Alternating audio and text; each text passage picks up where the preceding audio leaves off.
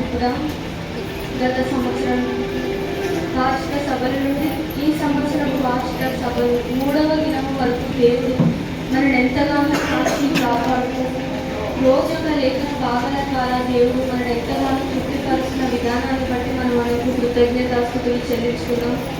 ఈ సమయంలో దేవుడు ఏ వాక్యం మనకు తెలియజేస్తున్నారు, మన హృదయాలను మనము సిద్ధపరుచుకుందాం. వచ్చి ఖాళీగా మనం కూర్చోకుండా వాక్యాన్ని మన హృదయంలో మనం నింపుకొని తిరిగి వెళ్ళేటప్పుడు వాక్యంలో మనము ఫలించుకుందాం.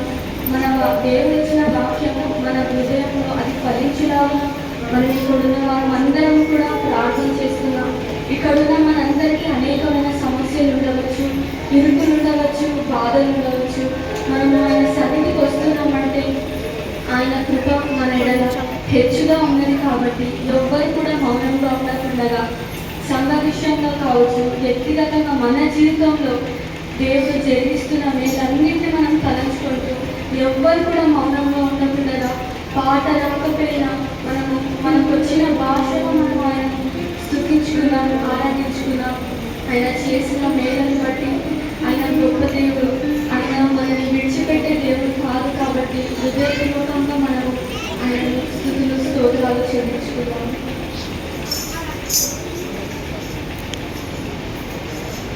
వెట్టకాని ఊరిలో నుండి నా ప్రాణాన్ని రక్షించావు.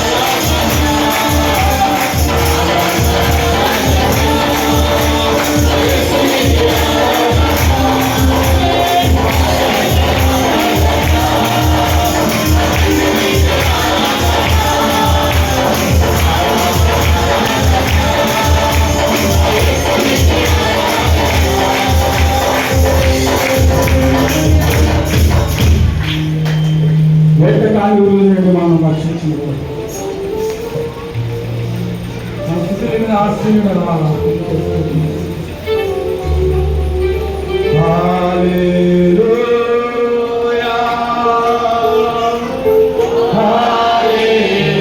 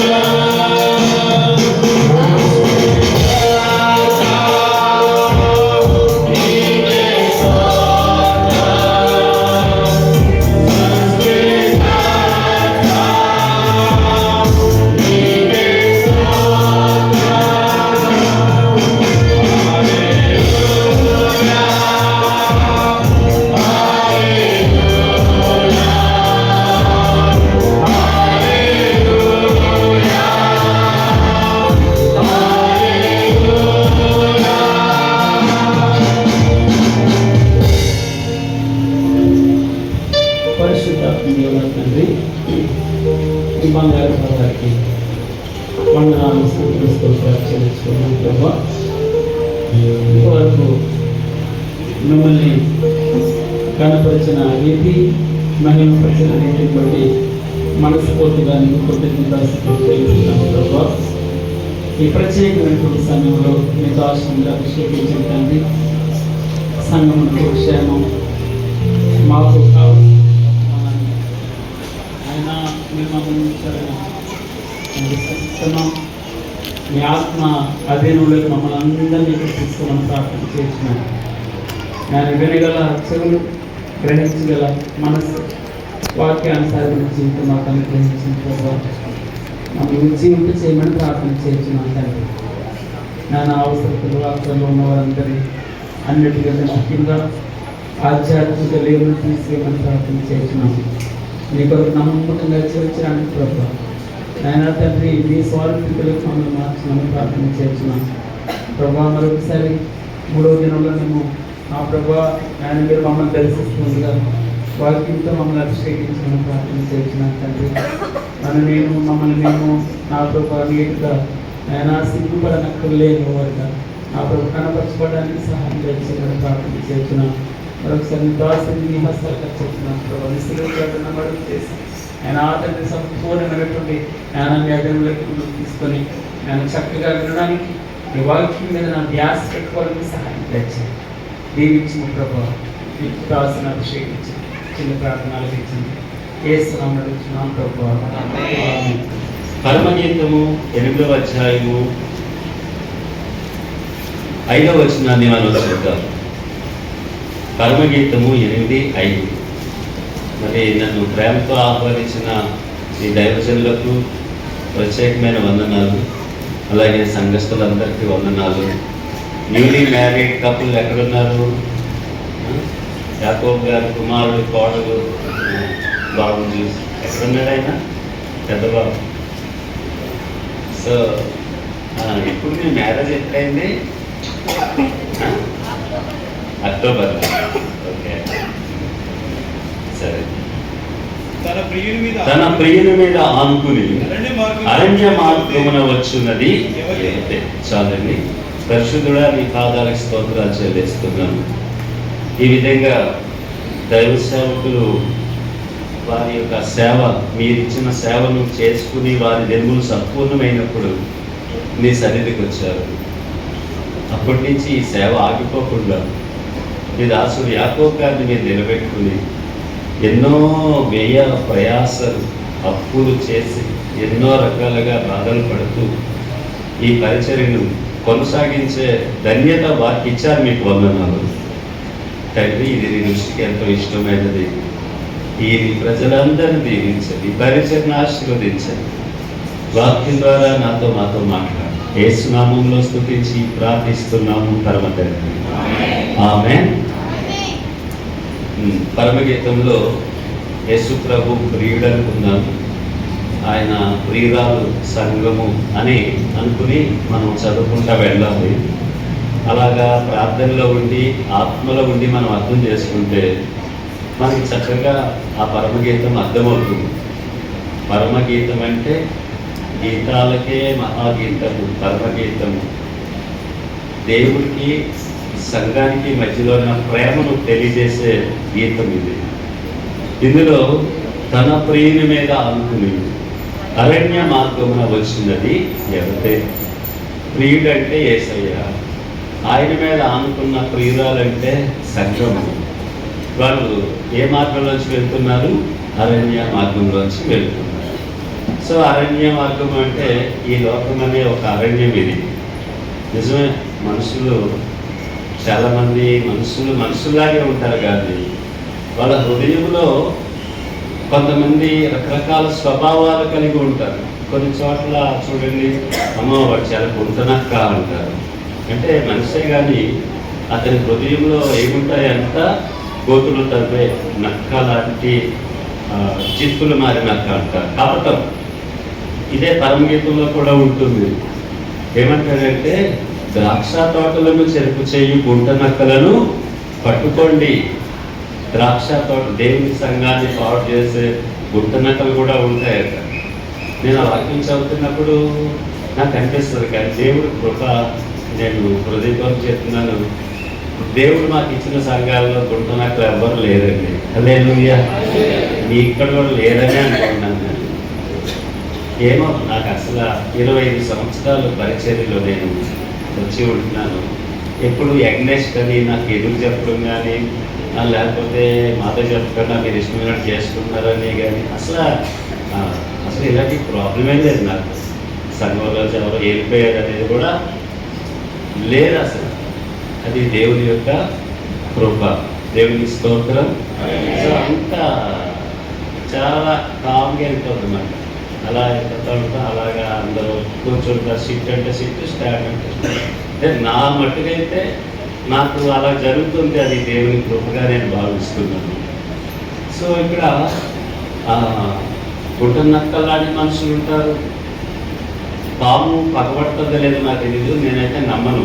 కానీ కొంతమంది పగబట్టారనుకోండి, అదే సంగతులు. పాము లాంటి మనుషులు. తర్వాత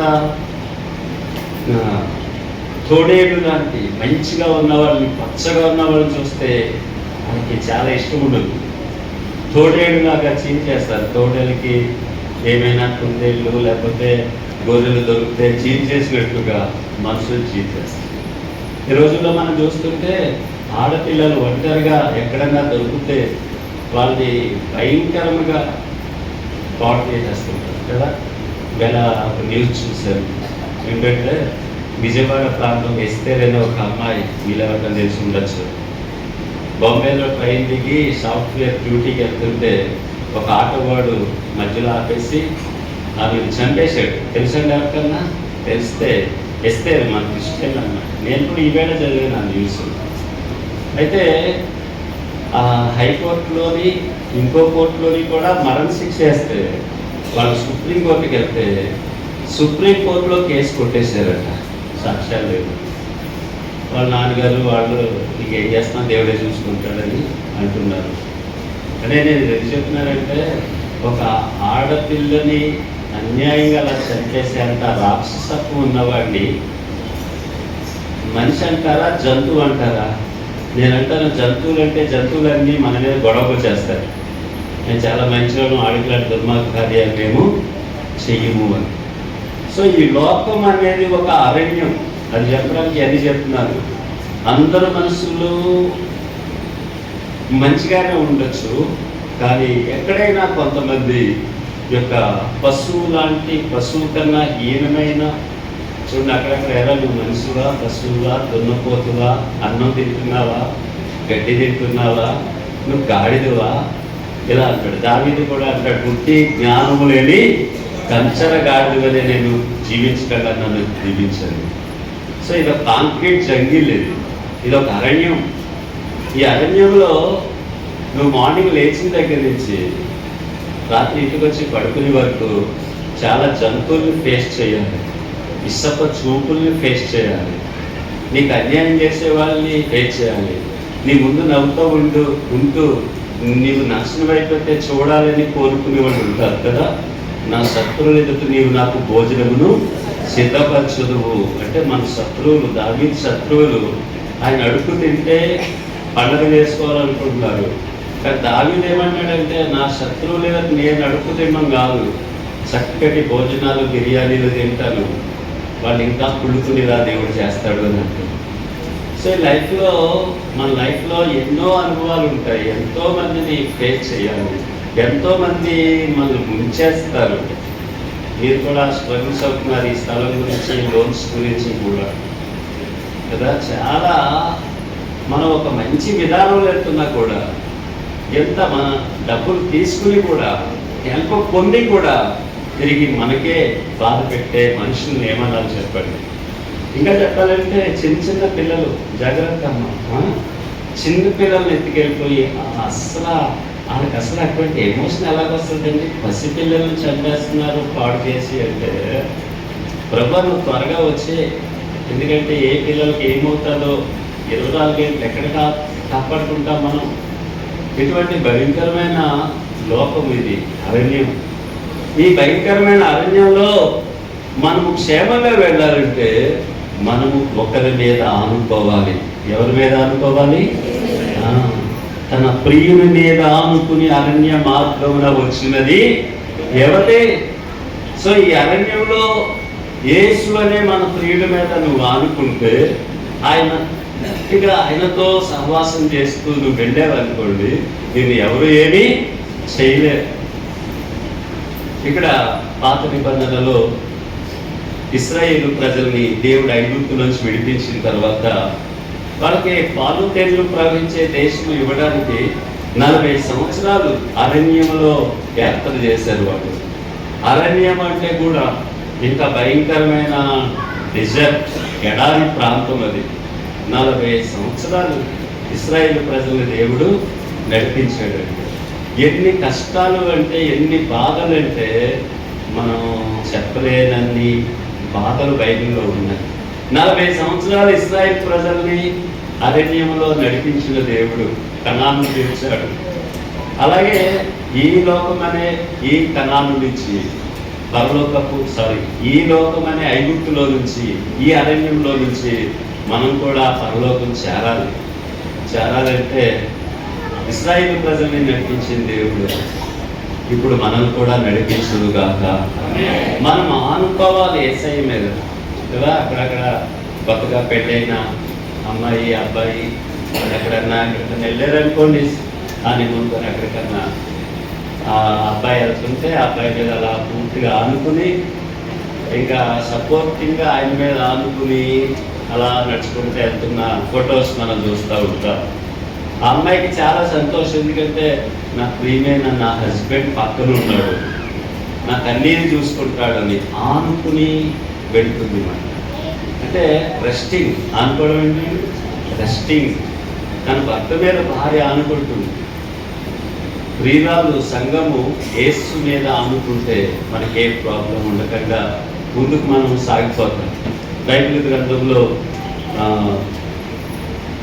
63వ కీర్తన 8వ వచనంలో దావీదు అనే వ్యక్తి అంటాడు, నా ప్రాణము నిన్ను అంటి వెంబడించుచున్నది అంటాడు.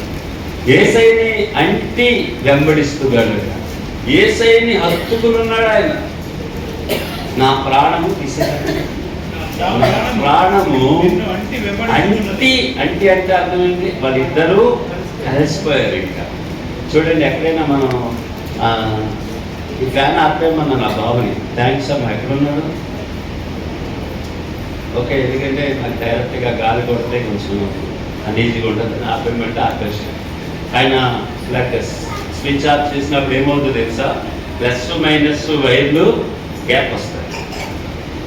గ్యాప్ వచ్చినప్పుడు ఫ్యాన్ తిరగదు, మళ్ళీ ఆన్ చేస్తే ఏమవుతాయి, లోపల 2 వైర్లు టచ్ అవుతాయి. కరెక్టేనండి?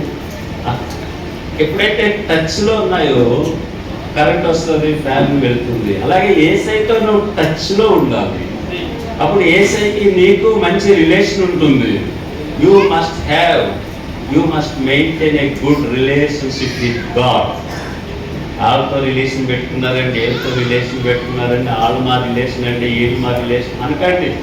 మన రిలేషన్ యేసయ్య మాత్రమే. హల్లెలూయా. యేసయ్యతో రిలేషన్ కలిగి ఉంటుంది. ఉదయం మొదలుకొని రాత్రి వరకు ప్రతిదీ యేసయ్య. మంచిలు తాగితే యేసయ్య, ఫోన్ చేస్తే యేసయ్య, బైక్ తీస్తే యేసయ్య, పడుకునే ముందు యేసయ్య, లేవగానే యేసయ్య, బెడ్ మీద కూడా యేసయ్య గురించి ధ్యానం చేసుకుంటూ ఆయనతో మనము మంచి రిలేషన్షిప్ ఉండాలి. పైన వాటర్ ట్యాంక్ ఉంటుంది, కింద ట్యాప్ ఉంటుంది. ట్యాప్లోకి నీళ్ళు ఎక్కడి నుంచి వస్తాయి? వాటర్ ట్యాంక్ నుంచి వస్తాయి. అంటే ఇది వాటర్ ట్యాంక్ కనెక్ట్ అయి ఉంటుంది, తిప్పగానే వాటర్ వస్తుంది. కొన్నిసార్లు మధ్యలో రస్ట్ పట్టి లేదా ఏదైనా అబ్జెక్షన్స్ వచ్చి నీళ్ళు రావు. కొంతమంది ఎందుకు నీళ్ళు రావట్లేదో ఆలోచన చేయరు. పండగ తిప్పే వస్తాయా? పోతుంది అది. ఆ మధ్యలో ఎక్కడో జామ్ అయింది, లేకపోతే పైకి పోయింది, అంటే నీ రిలేషన్ కూడా దేవుడితో కట్ అయిపోయిందేమో. సరి చేసుకున్న ఈ వార్షిక కూడుకుల ద్వారా ఈ లోక సంబంధమైన విషయాల్లోనికి రోజు రోజుకి మనం వెళ్ళిపోయి దేవుడు సన్నిధిలో గడపడం తక్కువైపోతుంది. దయచేసి అలా ఉంటాడు. దావీదు వలె నా ప్రాణము యెహోవాను అంటుకుని ఉంటుందంట. హబక్కూకు అనే భక్తుడు ఉన్నాడు బైబిల్ గ్రంథంలో. హబక్కూకు 3వ అధ్యాయము 16వ వచనంలో చివరి పార్ట్ నుంచి ఆ చివరి వరకు చదువుకుంటే ఆయన గొప్ప ప్రవక్త. ఆల్రెడీ నా ఎముకలు కుళ్ళిపోవచ్చున్నవి అంటాడు. అంటే నేను అనుకుంటాను బోన్ టీబీ అంటే చాలా రకాలు ఉంటాయి. చెస్ట్లోనే కాదు, వెన్నుముకకు పట్టచ్చు. ఎక్కడైనా ఎముకను కేంద్రంగా చేసుకుని అక్కడ అది ఆ ఎముకలు తినేస్తూ ఉంటుంది బోన్ టీబీ. ఆయన ఎముకలు కుళ్ళిపోతున్నాయి ఆల్రెడీ, నిలలేకపోతున్నాడు. వెంటనే పోన్లే ఏదో మంచిగా చేసుకున్నాము, వైద్యుల దగ్గరికి వెళ్దాం, డబ్బులు కావాలి కదా అని అంజూరపు పొలంలోకి వెళ్తే అంజూరపు చెట్లు పూయకపోయినను, ద్రాక్ష చెట్లు ఫలించకపోయినను, చేనులో ఒలీవల చెట్లు కాపు లేకపోయినను, చేనులో పైరు పండకపోయినా, గొర్రెలు లేకపోయినా, సాలలో పశువులు లేకపోయినా నేను యెహోవా యందు ఆనందించదను. చాలా అయ్యా అమ్మ అందరూ వింటున్నారా? శ్రద్ధగా వినండి. చూడండి, ఈ హబక్కూకు అనే వ్యక్తి దేవుడితో ఎంత క్లోజ్గా ఉన్నాడంటే, ఒకవేళ మనకు అన్నీ ఉంటే దేవుడా దేవుడా అంటాం. కొన్నిసార్లు మన జీవితంలో నిరాశలు ఎదురవుతాయి, కష్టాలు ఎదురవుతాయి, అనుకున్నవి జరగవు. అలాంటి టైంలో ఆ దేవుడు లేడు ఏం లేడు అని ఒక రకమైన డిప్రెషన్లోకి వెళ్ళిపోయి దేవుడికి దూరం అయిపోతున్నారు. కానీ హబక్కూకు గురించి నేను ఎందుకు చెప్తున్నానంటే, ఆయన ఆల్రెడీ ఎముకలు కుళ్ళిపోతున్న నడవలేని స్థితిలో ఉన్నాడు. అంజూరపు పొలాలు అవి కాయలు లేవట, ద్రాక్ష ఫలాలు లేవట, కాబట్టి ఒలీవల చెట్లు కాయలేదట, డబ్బులు లేవు, తినడానికి లేదు, చేతిలో గోధుమలు కావచ్చు, ఎములు కావచ్చు, అవి ఫలించలేదట. ఒకేసారి అతని జీవితంలో ఎన్ని కష్టాలు జరుగుతుంది. ఆఖరికి గొర్రెలు అమ్ముకున్నా ఉంటే గొర్రెలు ఎప్పుడు చచ్చిపోయింది, జబ్బు వచ్చి. పోలే పశువులు అమ్ముదామనుకుంటే ఆల్రెడీ పశువులు కూడా లేవు. నిజంగా ఇలాంటి అనుభవం మనకు వస్తే బైబిల్ గ్రంథంలో యోగుకు వచ్చింది, హబక్కూకు వచ్చింది. కానీ వాళ్ళు నిరాశ పడలేదు, వాళ్ళు కృంగిపోలేదు, సైకాట్రిస్ట్ దగ్గరికి వెళ్ళలేదు. ఈ రోజుల్లో చాలా మంది ప్రతిదానికి డిప్రెషన్, జాబ్ రాకపోతే డిప్రెషన్, మ్యారేజ్ అవ్వకపోతే డిప్రెషన్, లవ్ ఫెయిల్ అవుతే అన్నిటికీ డిప్రెషనేనా? యేసయ్య దగ్గరికి వస్తే అన్ని డిప్రెషన్లు పోతాయి. హల్లెలూయా. ఆయన హబక్కూకు ఎన్ని కష్టాలు ఉన్నప్పుడు ఏమంటాడు యేసయ్య? యెహోవా యందు నేను ఆనందిస్తాడట. ఆమేన్. ఆయన నా కాళ్ళను లేడి కాళ్ళు వలె చేస్తాడు, ఉన్నత స్థలముల మీద నన్ను నడువు చేస్తాడు. ఓ విశ్వాసం ఉంది, ఆయనకి నిరీక్షణ ఉంది. నా ఎముకలు కుళ్ళిపోయింది కాలు, బట్ రాబోయే దినాలు లేడి కాళ్ళు వలె చేస్తాడట. అంతేకాదు, ఇదిగో నేను ఉన్నతమైన స్థితిలోనికి చెప్పాను కదా, ఈ స్థితిలోంచి ఇందాక దేవుడు నా ద్వారా చెప్పినట్లుగా ఒక గొప్ప ప్లేస్ ఇచ్చి పార్కింగ్ తోటి హ్యాపీగా ఆనందంగా ఉండే మందిరం ఇచ్చాడనుకోండి, అప్పుడు దేవుడు మనల్ని ఉన్నత స్థితిలోకి తీసుకెళ్ళినట్టు. ఒక క్లర్క్గా ఉన్నావు, దేవుడు నిన్ను మేనేజర్గా చేయగలడు. ఉన్నత స్థలం మీదకి నడిపించే దేవుడు. ఎలాంటి సిచ్యుయేషన్లో ఆయన ఎటువంటి నిరీక్షణతో ఉన్నాడు చూసారా? అదే నిరీక్షణ మనకు ఉండాలి. దేవుడు చెయ్యగలడు. పక్కనోడు చెప్పండి, దేవుడు ఏదైనా చేయగలడు. చేతులు కలిపి చెప్పండి, మన అందరం వచ్చే దేవుడు ఏదైనా చేయగలడు. 90 సంవత్సరాలు 100 సంవత్సరాల ముసలి వాళ్ళకి తిరిగి రెన్యూ చేశాడు, బలం చేశాడు, చక్కటి కుమారుడు ఇచ్చాడు. యెహోషువ ప్రార్థన చేస్తే సూర్య చంద్రులను 24 గంటలు ఆపేసాడండి. ఆ దేవుడైనా మన దేవుడండి, గొప్ప దేవుడైనా అదే దేవుడు. హోప్తో ఉండండి, నిరీక్షణతో ఉండండి, దేవుణ్ణి ఆనుకుని ఉండండి. ఈ అరణ్యంలో ఒకవేళ కష్టాలు, శ్రమలు, బాధలు ఉన్నా డజంట్ మ్యాటర్. దేవుడితో నువ్వు ఉంటున్నా లేదా చూసుకో. ఎన్ని శ్రమలు ఉంటే అన్ని దీవెనలు రాబోతున్నాయి. ఇప్పుడు ఎంత చీకటి ఉంటే గొప్ప వెలుగు నువ్వు చూడబోతున్నావు. దేవుడితో ఉండాలంటే దేవుడి మీద అనుకో. సో బైబిల్ గ్రంథంలో ఇంకొక ఆయన ఉన్నాడు. ఎవరంటే యోహాను. యోహాను సువార్త 13వ అధ్యాయం 23వ వచనంలో యేసు రొమ్మును ఆనుకొనుచున్న శిష్యుడు అని వ్రాయబడి ఉన్నది. ఆయన శిష్యులలో యేసు ప్రేమించిన ఒకడు యేసు రొమ్మును ఆనుకుంటున్నాడట. ఎవరైనా చెప్పండి, అందరూ చెప్పండి, ఎవరు? యోహాను. యేసుప్రభు వారు 12 మంది శిష్యుల్లో యేసయ్య రొమ్మును ఆనుకుంటే యేసయ్యకి వెరీ క్లోజ్ గా ఉంటున్నటువంటి శిష్యుడు ఆయన. యేసుప్రభు వారిని సిలువ వేస్తున్నప్పుడు అందరూ వెళ్ళిపోయినా ఆ శిష్యుడు మాత్రము వెళ్ళిపోలేదు, అక్కడే ఉన్నాడు. ప్రభు సిలువ మీద 7 మాటల్లో ఒక మాట, అమ్మా ఇదిగో నీ కుమారుడు, కుమారుడా ఇదిగో నీ తల్లి అని తన తల్లిని ఒక బాధ్యతగా ఆ శిష్యుడిగా అప్పగించాడు. యేసుని 12 మంది శిష్యుల్లో కూడా యోహాను వెరీ క్లోజ్గా ఆయనకు ఆనుకొని ఉన్నాడట. అందు గురించే అందరు సువార్తలు యేసు ప్రభు భూమి మీద పుట్టింది మొదలుకొని మామూలుగా పరిచర్య రాశారు, హిస్టారికల్గా ఆయన చేసిన అద్భుతాలు. కానీ యోహాను ద్వారా దేవుడు రాయించిన సువార్తలో ఆయన పరలోకం నుంచి స్టార్ట్ చేశాడు. ఆదియందు వాక్యం ఉండెను, వాక్యము దేవుడి వద్ద ఉండెను, వాక్యము దేవుడై ఉండెను, కలిగి ఉన్నది ఏదియో ఆయన లేకుండా కలగలేదట. హల్లెలూయా.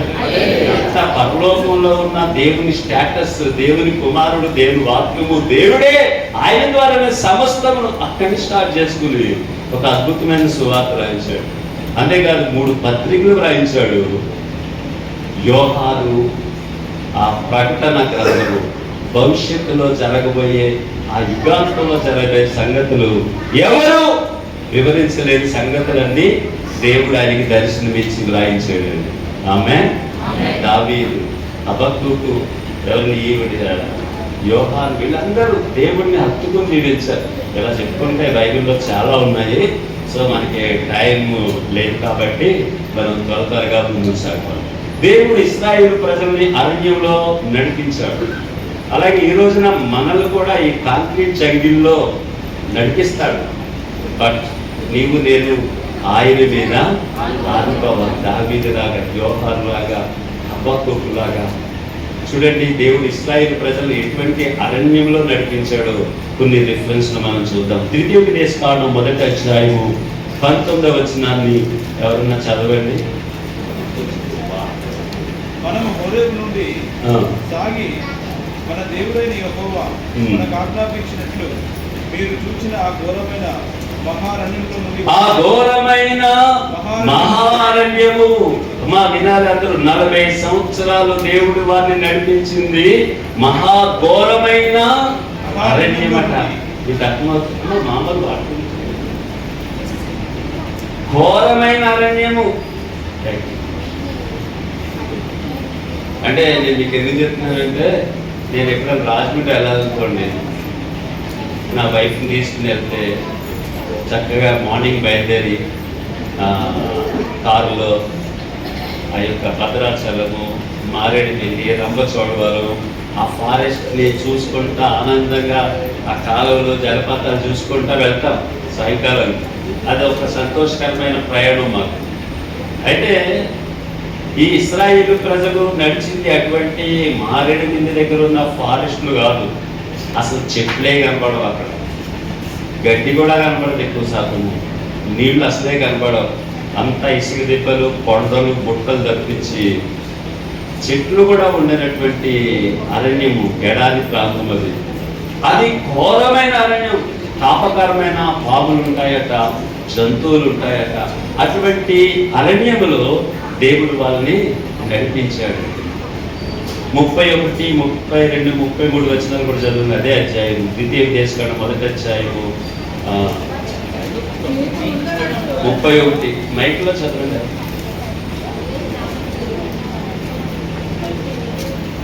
ఆమె తీసారా? మీకు ముందు నడుచుచున్నా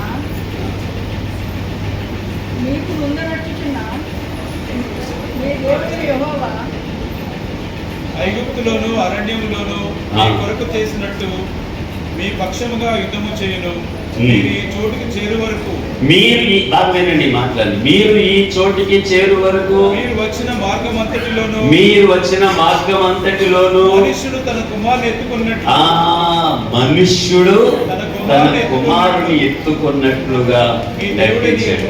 ఆమేన్. అంత భయంకరమైన ఘోరమైన మన్యములో, అరణ్యములో దేవుడు తన కుమారుణ్ణి తండ్రి ఎత్తుకొని తీసుకొచ్చాడు. ఇంకా కిందకి చదవండి. మీ దేవుడైన యెహోవా మిమ్మల్ని ఎత్తుకొని వచ్చిన సంగతి మీరు ఎరుగుదురని మీతో చెప్పితిని. అయితే మీకు త్రోవ చూపించి మీ గుడారం నుండి వేయవలసిన స్థలమును మీకు సిద్ధపరచినట్లు రాత్రి అగ్నిలోను పగటి మేఘములోను మీకు ముందర నడిచిన మీ దేవుడైన యెహోవా యందు మీరు విశ్వాసం ఉంచలేదు. బాగా గుర్తుపెట్టుకోండి. ద్వితీయ దేశకాండం 1వ అధ్యాయం 19వ వచనంలో 31వ నుంచి 33వ వచనాల్లో మనకి ఏమర్థమవుతుందంటే, వాళ్ళు నడిచింది మామూలు అరణ్యం కాదు, ఘోరమైన భయంకరమైన అరణ్యం, విష సర్పాలతో కూడిన, జంతువులతో కూడిన.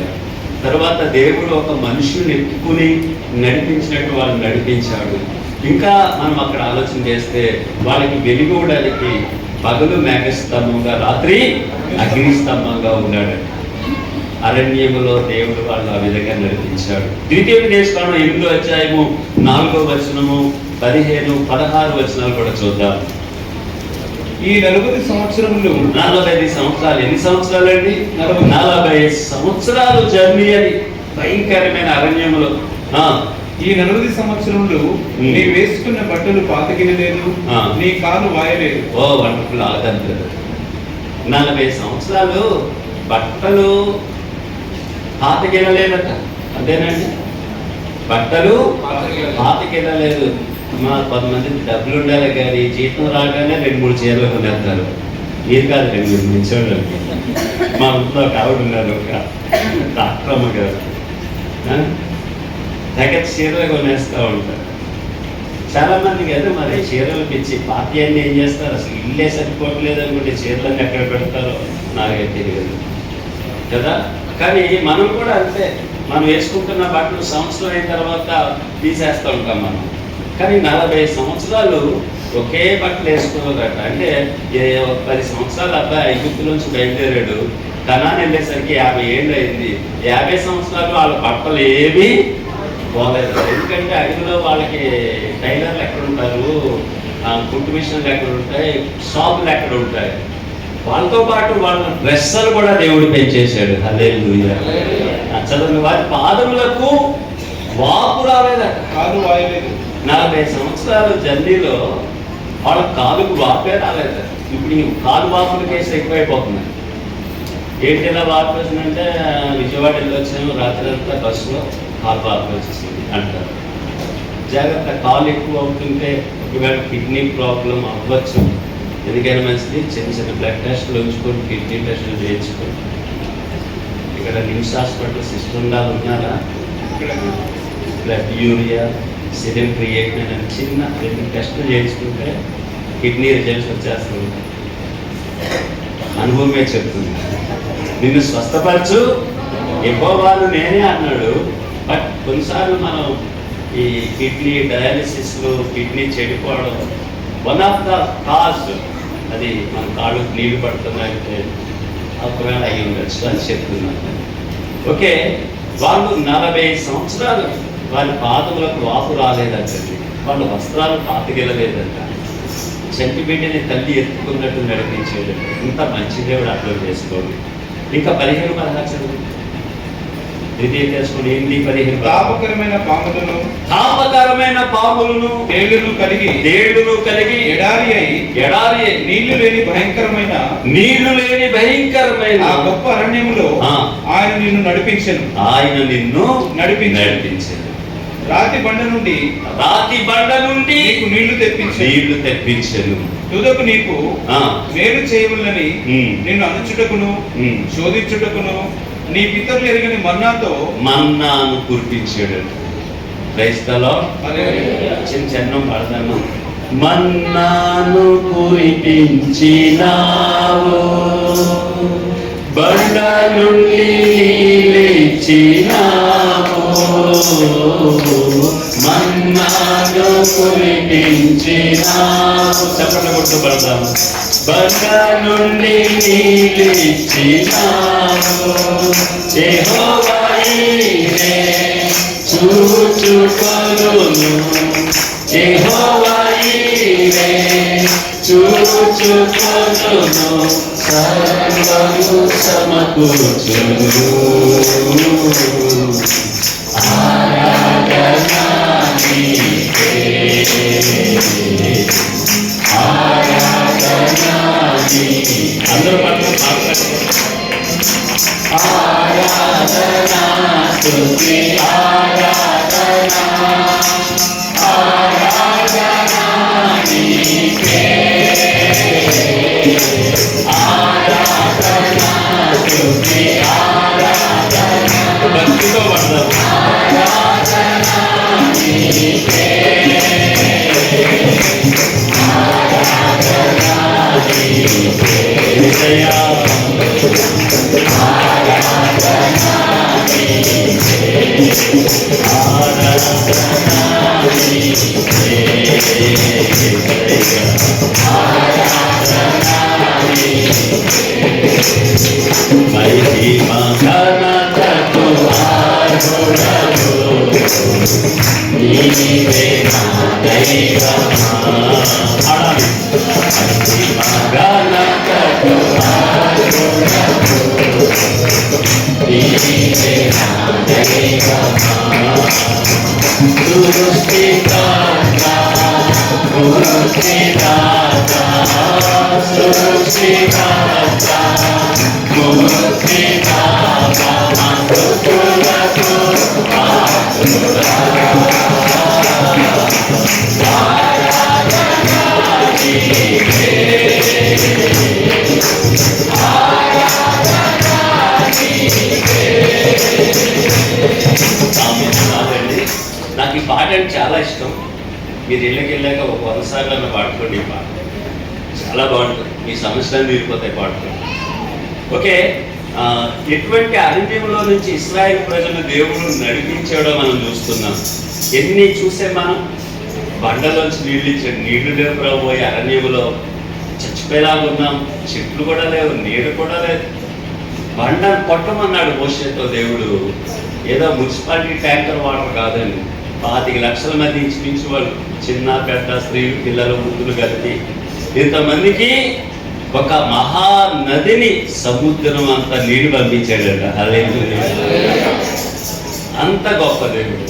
తర్వాత వాళ్ళు ప్రతిరోజు ఉదయాన్నే దేవదూతలు భుజించు ఆహారము నరులు భుజించిరి అని రాయబడి ఉంది. మరి ఆకాశంలో ఏ ప్లానెట్ మీద వాళ్ళు విత్తనాలు విత్తి ధాన్యం సమకూర్చుకుని వాళ్ళు తింటున్నారో దేవదూతలు భుజించు ఆహారము ఆ మన్నా తీయగా ఉన్నాయి, కొత్తిమీర గింజలాగా ఉంటాయట. అవి ఎండబెట్టుకుని రొట్టె చేసుకుని వచ్చట, తేనె కలిపిన బ్రెడ్లాగా ఉంటుందట. అవి చావలాగా తాగితే ఆ చావలో తేనెతో వాటర్ బదులు తేనెతో చేసిన చావలాగా ఉంటుందట. దేవుడు వాళ్ళని అంతగా దీవించాడండి. ఒకసారి మటన్ కావాలి మాకు అన్నారు వాళ్ళు. నిజమే కదా, కొంతమందికి ముక్క లేకపోతే ముద్ద దిగదు కదా. బీరకాయ కూర వండిన జ్వరం వచ్చింది నాకు, బీరకాయ కూర వండే అనేవాడు కూడా ఈ లోకంలో అక్కడక్కడ ఉంటారు. ఆమె ఇశ్రాయేలు ప్రజల పాపం వాళ్ళు కూడా తప్పు కాదండి.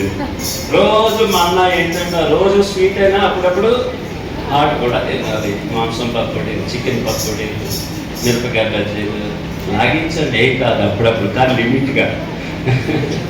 సో మాకు చికెన్ లేదు, మాకు మాంసం లేదు అని కుక్క పెట్టి ఏడుస్తున్నారంటండి. మోసే దెబ్బకి ఇన్ని లక్షల మందికి ఆహారం నేనెక్కడుంటే బాబు అని దేవుడి దగ్గరికి వెళ్ళి, ప్రభువా వీళ్ళందరినీ నేను కన్నానా, నన్ను చంపే వీళ్ళ బాధ నేను బస్ అనుభవాలు వస్తాయేమో జాగ్రత్త. మోసేకే వచ్చింది అనుభవాలు కదా. మోసేని చంపేయడరా ముందు మోసేని అన్నారు మహానుభావులు, భక్తులు వీళ్ళంతా. ముందు ఈ మోసేని చంపేయండి అన్నారు వాళ్ళు. రాళ్ళతో కొట్టి రాళ్ళు కూడా తీసేశారు. అలాగే దావీదును కూడా రాళ్ళు నువ్వు చంపేయడానికి తీసేశారు వాళ్ళు. బంగారం గొర్రెలు పంచుకున్నారు. ఆపద వచ్చినప్పుడు అంతే ఈ దావీదు వల్ల వచ్చింది. దావీదు మీద రాళ్ళు తీశారు, మోసే మీద రాళ్ళు తీశారు. కానీ వాళ్ళు చాలా మంచి వాళ్ళు, ప్రేమ కలిగిన వాళ్ళు. మీరు మాత్రం రాళ్ళు తీయకండి, మీరు చాలా మంచిగా ఉండండి. ఈలోపు మన శాస్త్రంలో ఒక మంచి పని చేస్తున్న వ్యక్తికి మనం సపోర్ట్గా ఉండి హృదయపూర్వకంగా వారికి సహకరించడము గాక. దేవుని కృపది. యెహోవా కార్యములను అశ్రద్ధగా చేస్తే శాపగ్రస్తులుగా, యెహోవా కార్యములకు అడ్డుబండలుగా ఉంటే శాపగ్రస్తులు. దేవుని కార్యం జరగనివ్వాలి. మోసే చచ్చిపోతాను అన్నాడండి. ప్రభు నేను ఈ సేవ చేయలేదు, ఇంతమందికి మాంసమే లేకుండా నన్ను తీసేసుకో, నన్ను చంపే అన్నాడు. దేవుడు అన్నాడు, ఏ మోసే అట్లా మాట్లాడుతున్నా, నా సంగతి తెలీదా? రేపు ఈ పాటికి చూడు, వీళ్ళకి మటన్ మామూలుగా ఉండదు, మొత్తం ఒకరోజు కాదు, వారం కాదు, వాళ్ళు ఇంకా నెల రోజులు తింటానే ఉంటారు అన్నాడు. ఆ రోజు మన్నాడు దేవుడు అద్భుతం చేశాడు. ఎప్పుడు ఏం చేశాడు తెలుసా? సపోజ్ ఈ బైబిల్ ఉన్నది ఇశ్రాయేలుని పాడమనుకుందాం. ఈ పక్కన సిరియా దేశం ఉంది, ఈ పక్కన లెబనాన్ ఉంది, ఈ పక్కన జోర్డాన్ ఉంది, ఈ పక్కన చుట్టుపక్కల దేశాలు ఉన్నాయి. విస్తారమైన ప్రాంతం అది. 25 లక్షల మందికి పూరేడు పిట్టలు కదా, కౌచు పిట్టల మాంసం ఎవరైనా తిన్నారా? ఇక్కడ మాకేం పెట్టద్దమ్మా, తెలియదా? ఆంధ్ర సైడు కౌచు పిట్టలని అమ్ముతా ఉంటారు, మా అత్తగారి ఇంటి దగ్గర పెట్టేవారు.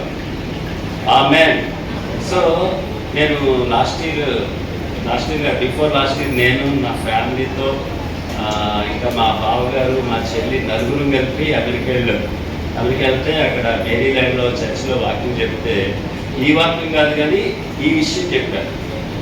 అంటే ఇశ్రాయేల్ సందర్భం వచ్చింది చెప్పాను. ఆ సబ్జెక్ట్ వేరు, ఈ సబ్జెక్ట్ వేరు. బట్ చెప్తే మర్నాడు ఒక బ్రదర్ ఫోన్ చేశాడు, మేము ఉన్న పట్టుకి, పాస్టర్ గారు మా ఇంటికి రండి ఈవేళ అంటే. నేను రాలేం బాబు, ఎవరన్నా తీసుకొస్తేనే కానీ అని మా హోస్ట్ని అడిగాము. అలా నా బ్రదరు రమ్మంటారా వెళ్దామంటే, నాకు ఖాళీ లేదు, చాలా దూరం పాస్టర్ గారు, 2 hours పడుతుంది, నేను రాలేమైతే అని చెప్పాను. అయితే మీరు భోజనానికి ఆర్డర్ ఇవ్వకండి, భోజనానికి ఎక్కడికి వెళ్ళకండి, అక్కడే ఉండండి, నేను వస్తున్నాను, మీకు లంచ్ తీసుకొస్తున్నాను. లంచ్ తీసుకొచ్చాడు ఆ బ్రదర్. దేవునికి స్తోత్రం. పూరేడు పెట్టాలి మాంసం తెచ్చాడు. ఏ వాక్యం చెప్పామో అది అమెరికాలో దొరుకుతాయట కౌచు పిట్టల మాంసము. సో ఆయనే పొద్దున్నే వెళ్ళిపోయి ఆ మటన్ వండేసి చపాతీలు చేసేసి అంత రైస్ వండుకుని మేమున్న లాటికి తీసుకొచ్చాడు. ఎంత ప్రేమ అండి అది దైవజనుడు అంటే. ఈ గాడిని బట్టి అది కాదు, గాడిద మీద ఎవరున్నారు? యేసయ్యను మోస్తుంది కాబట్టి ఆ గాడిదకు అంత వచ్చింది. మేమేంటి అమెరికాలో పెట్టి అక్కడ వాక్యం విన్న ఒక బ్రదరు అదే మాటలు మాకు తీసుకురావడం వెళ్ళి, లాడ్జికి తీసుకురావడం వెళ్ళి, దైవజనులను ప్రేమించాడు, దేవుడు మిమ్మల్ని ఆశీర్వదిస్తాడు. నువ్వు ఎదుట దైవజనుడుగా ఉన్న యాకోబు గారిని ప్రేమించండి, ఆయనకు కూడా హాస్పిటల్లో మాంసం పెట్టండి, అప్పుడప్పుడు మీరే తినేడు. దేవుని స్తోత్రం. సో జోక్గా చెప్తున్నాను, ఇంకొక రకంగా ఇంకొక ఫ్యాక్ట్ చెప్తాను. ఇశ్రాయేలు ప్రజలతో దేవుడు చెప్తున్నాడు, రేపు ఈ పాటికి చూడు అన్నాడు. అంతే, వాళ్ళ నోటిలో ఎక్కడ మాంసం మస్తు తింటారు అన్నాడు. ఒక్కొక్క గుడారం దగ్గర ఇంచుమించు 3 అడుగుల ఎత్తు పిట్టలు వచ్చి పడిపోయాటండి. చూడండి, 25 లక్షల మందికి ఎన్ని పిట్టలు కావాలి? నేను నా ఊహలోంచి, నా ఇమాజినేషన్లోంచి వచ్చినవి ఏంటంటే, సిరియా దేశంలో ఉన్న పిట్టలు, ఏమండి ఆ జోర్దాన్లో ఉన్న పిట్టలు, అమ్మాన్లో ఉన్న పిట్టలు, ఇశ్రాయేల్ దేశం చుట్టుపక్కల ఉన్న ఐగుప్తులో ఉన్న ఆ పక్షులన్నీ ఎక్కడెక్కడో ప్లాన్ వేసుకుని ఉంటాయి.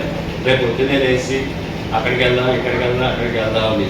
కానీ దేవుడు వాటి తలంపులు మార్చేశాడు, వాటి డైరెక్షన్ మార్చేశాడు.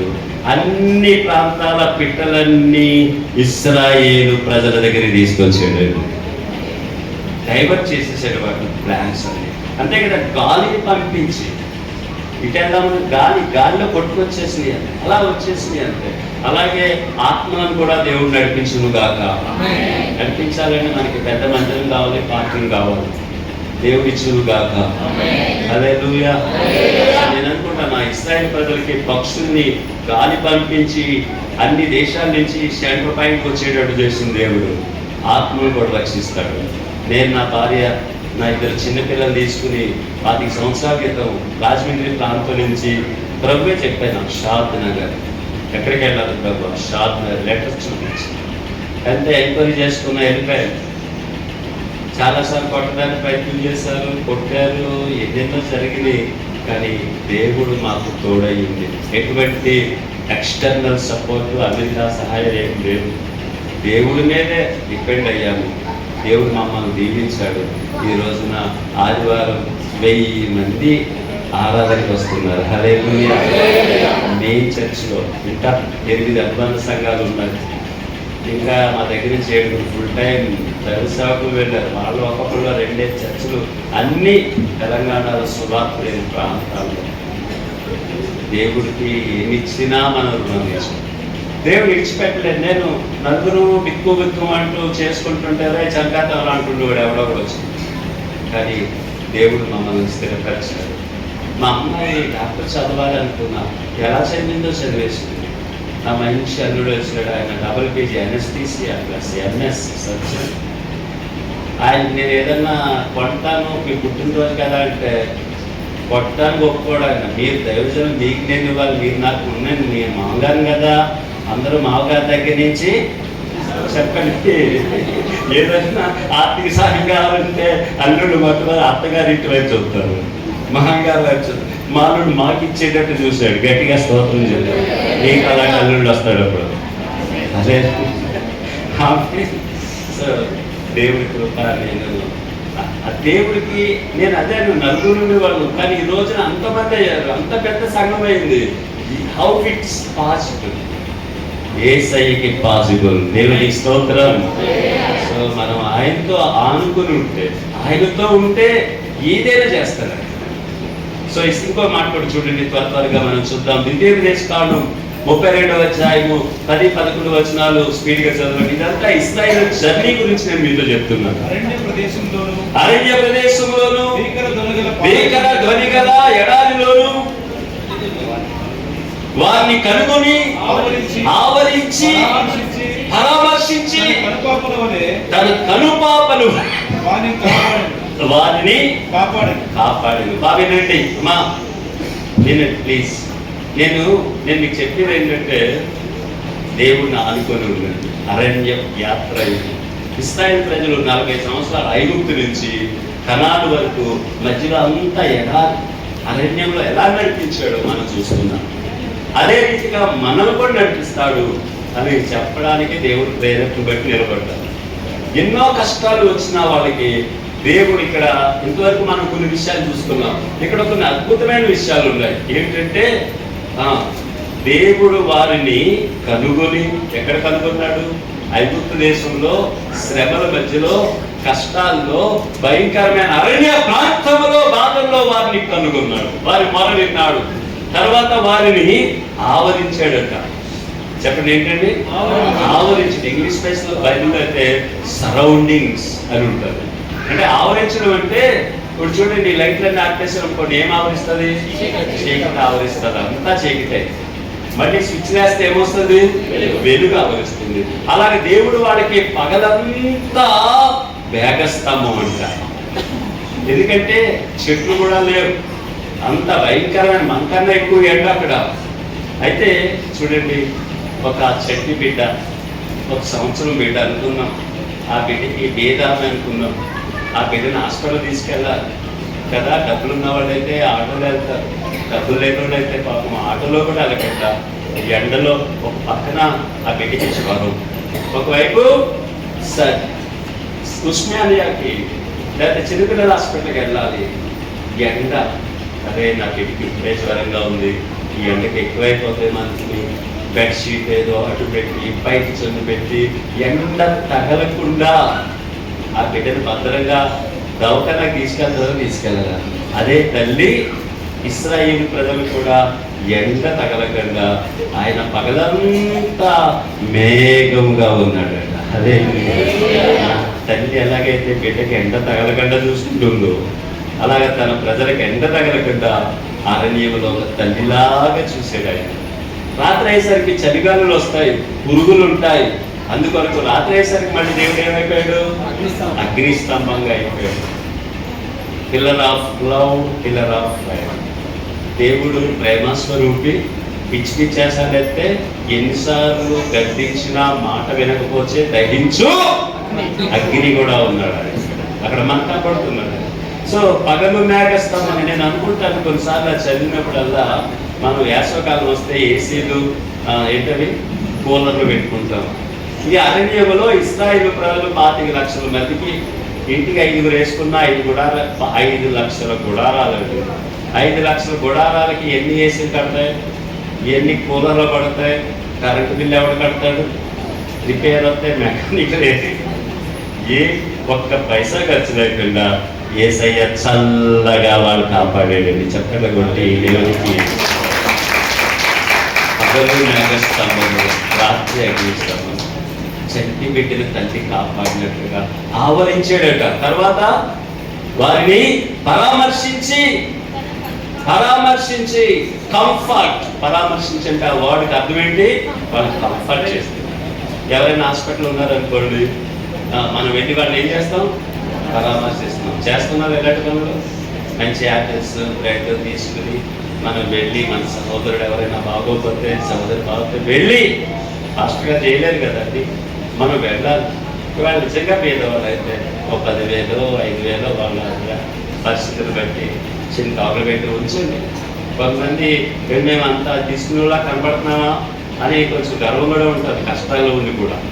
అయినా సరే అప్పుగా ఇస్తున్నాను కదా, అప్పుగా నీకున్నప్పుడు ఎత్తికెళ్ళే అని దేవుని ప్రేమ కంఫర్ట్ చేసేవాడుగా ఉంది. పరామర్శించాలంటే వాళ్ళకి ఏ అవసరం ఉంది, వాళ్ళకి ఏ రిక్వైర్మెంట్ ఉంది, మీరందరూ ఆ పని చేయాలి. పరలోక రాజ్యం వెళ్ళిన తర్వాత ప్రభు గొర్రెల్ని పక్కన, కుడి పక్కన, మేకల్ని ఎడ పక్కన పెట్టి, నా తండ్రి వలన ఆశీర్వదించబడిన వాళ్ళారా మీరు నా తండ్రి రాజ్యాన్ని స్వతంత్రించుకోండి అంటున్నాడు గొర్రెలతో. నేను ఆకలిగా ఉన్నాను, మీరు నాకు ఆహారము పెట్టారు, నేను వస్త్రహీనులైన నాకు వస్త్రాన్ని ఇచ్చారు, నేను రోగినై ఉన్నాను, నన్ను చూడ వచ్చి వస్త్రాలు లేక బాధపడుతుంటే వస్త్రాలు ఇచ్చారు, కాబట్టి వచ్చేయండి అన్నాడు. ఎడం పక్కన ఉన్న వాళ్ళు చూసి శపించబడిన వాళ్ళారా నేను రోగినై ఉన్నాను, నన్ను చూడడానికి రాలేదు, నేను ఆకలితో ఉంటే ఆహారం పెట్టలేదు, నేను చలిలో వణుకుతుంటే వస్త్రం ఇవ్వలేదు, కాబట్టి నరకానికి పోండి. క్రియ లేని విశ్వాసము మృతము. ఒక మాట చెప్తున్నాను, అందరు హృదయం మీద భద్రపరచుకోండి. మీరు ఎవరికైనా పరలోక రాజ్యం వెళ్ళాలి, ఖచ్చితంగా యేసయ్యని పరలోకంలో చూడాలి, ఆ బంగారు రోడ్ల మీద భక్తులతో పాటు దేవుణ్ణి ఆరాధించాలి అనుకున్న వాళ్ళు ఎవరికైనా 2 లక్షణాలు ఉన్నాయి. 1 పరిశుద్ధత, 2 దేవుని ప్రేమ లేదా దయ. కనికరం. ఈ రెండు ఉంటేనే మనం దేవుని రాజ్యం. నువ్వు ఎంత పరిశుద్ధంగా ఉన్నా, ఆ లాజరు చచ్చిపోయినట్టు ఉన్నా, ఆ ధనవంతుడు కనికరం చూపలేదు. నాకు అనుభవం, నీలో కనికరం ఉండాలి, దయ ఉండాలి. కనికరం అంట తీర్పును మించి అతిశయపడుతుంది. సో కనికరము అంటే ప్రేమతో క్రియ చేయాలి, జాలి చూపించాలి, అలాగే పరిశుద్ధి. ఈ రెండు ఉంటే చాలు. నో డౌట్ నువ్వు పరలోకంలో హ్యాపీగా ఉంటావు. నీట్ రాపోయినా పర్లేదు, ఎంసెట్ ర్యాంక్ రాపోయినా పర్లేదు, ఐఏఎస్ ఎన్నిసార్లు ట్రై చేసి రాపోయినా పర్లేదు. కానీ మనం ఎక్కడ ఉండాలి? యేసయ్య రాజ్యంలో ఉండాలి. స్తోత్రం చేద్దాం ఒకసారి. అది మన గురి, అది మన ధ్యేయము. ఇవన్నీ నెగ్లెజిబుల్ థింగ్స్ అండి. లోకం అనే అరణ్య యాత్రలో ఎన్ని శ్రమలు వచ్చినా మనకి పరలోక రాజ్యం ఉన్నదనే నిరీక్షణతో ఈ మన ఎదుట ప్రత్యక్షము కాబో మహిమ ఎదుట ఇప్పటి కాలపు శ్రమలు ఎన్నదగినవి కావు. ఎందుకంటే ఆ పునాదులు గల మహిమ గల అబ్రహాము, ఇసాకు, యాకోబు, మోసే, గిద్యోను, అపోస్తులు అందరూ ఎదురు చూసిన ఆ మహిమ గల పట్టణం, అక్కడికి వెళ్ళాలి. మనం లేకుండా అది పరిపూర్ణ కాలేదు. వెళ్ళిపోతాం యేసయ్య రాగానే. స్తోత్రం. సో ఇక్కడ వాళ్ళని పరామర్శించాడు. భోజనం లేదు, మటన్ లేదంటే మటను, నీళ్లు లేవంటే నీళ్లు, 40 సంవత్సరం ఉదయాన్నే ఫుడ్. ఇవన్నీ దేవుడు వాళ్ళని కంఫర్ట్ చేశాడు, వాళ్ళని ఆదరించాడు, వాళ్ళ అవసరాలు తీర్చాడు. తన కనుపాప వలె వాణిని లేదా బ్రదర్ చదవచ్చు కదా, వాని కనుగుని ఆవరించి పరామర్శించి తన కనుపాపన వలె వాని కాపాడండి. ఆమేన్. ఎలా కాపాడాడండి? కనుపాప వలె కాపాడు. దింటన్ గారి పాట అంటే నాకు ఇష్టం. బ్యాట్స్ కొట్టాయని లేదా? చిక్కులు వచ్చిన చింతించకు, యేసుని ఎరుగాక మరుగిరకు. చిక్కులు వచ్చిన చింతించకు, యేసుని ఎరుగాక మరుగిరకు.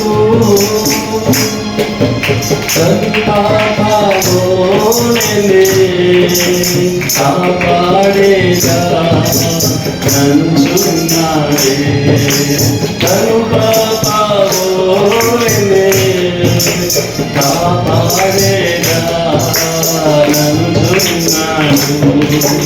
ప్రియుడు యేసుని చూచుకొనుచు ఇంపుగా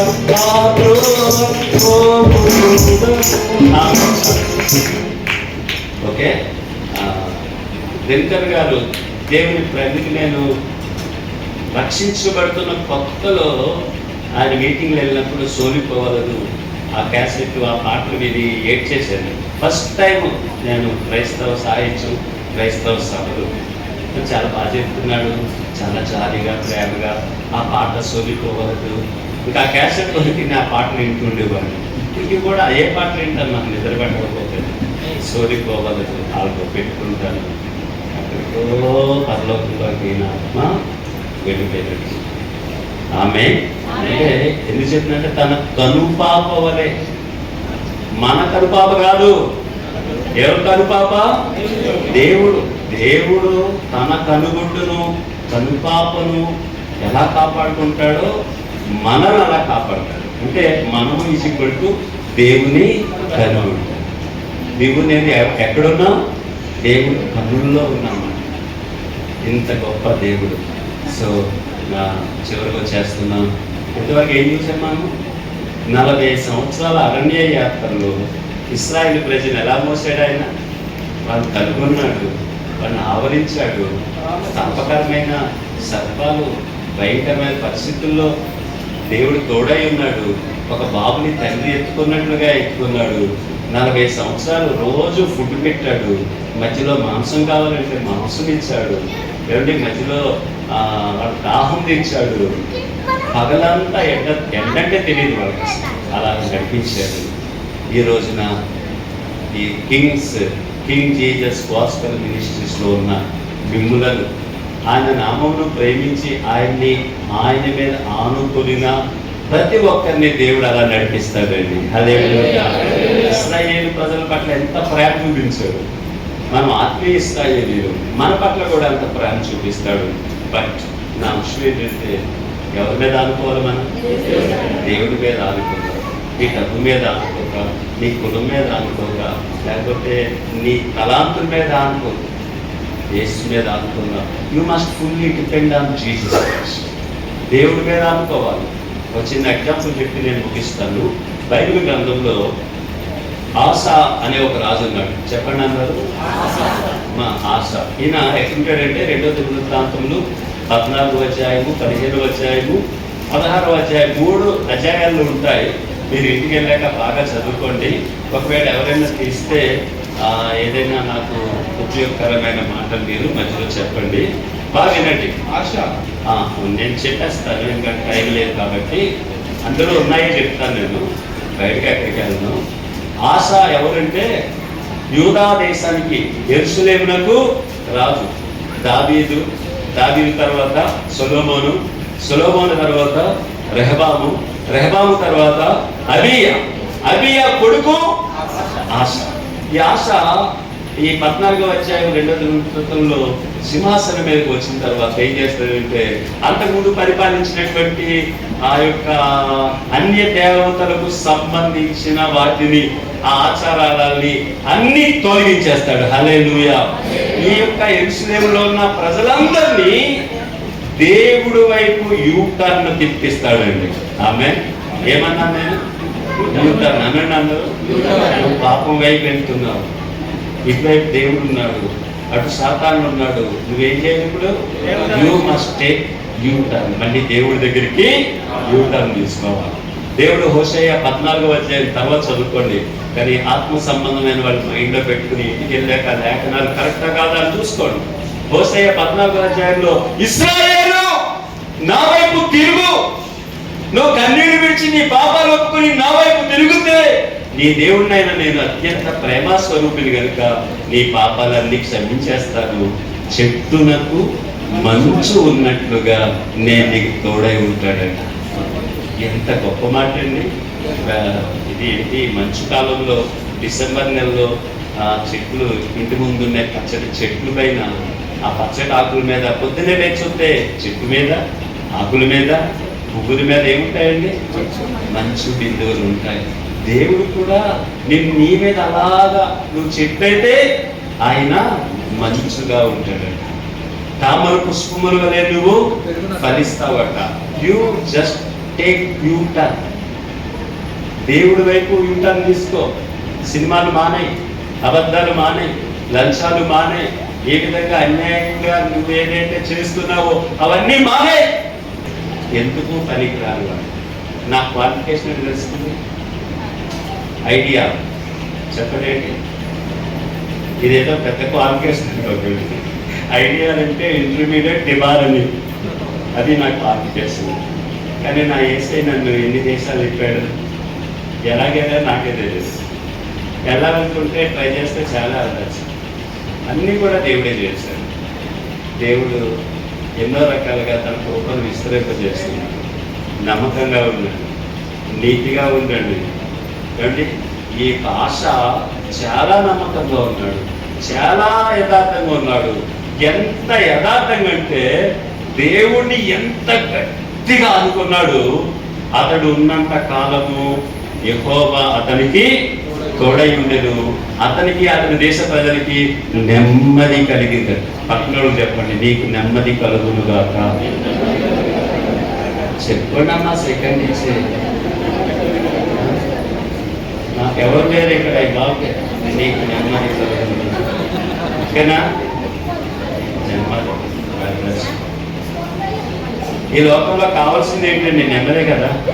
ఎవరిని అడగండి, మాకు నెమ్మది లేదు. ఈ 10 గంటలుగా నమ్మకం ఇస్తాడో లేదని కోరుకొని నీకు నమ్మకం లేదు. హల్లెలూయా. కొంతమంది అన్నీ ఉంటాయి కానీ అమ్మాయి అబ్బాయి యవనస్తులు మాట ఎదురు, నెమ్మది ఉండదు. సో దేవుడు మీకు సమాధానము కలుగ చేయునుగాక. ఆశ దేవుడిని ఆశ్రయించి దేవుడి మీద ఆనుకున్నందుకట అతనికి, అతని కుటుంబానికి, అతని రాజ్యానికి శత్రువులు భయం లేకుండా, ఏమీ లేకుండా అంతా నెమ్మదిగా ఉందట. దేవుడి మీద ఆనుకున్నాడు. అప్పుడు అతని మీదకి 10 లక్షల మంది సైన్యంతో ఒక రాజు కూషీయుడని జనం అనుకుంటా వచ్చాడు.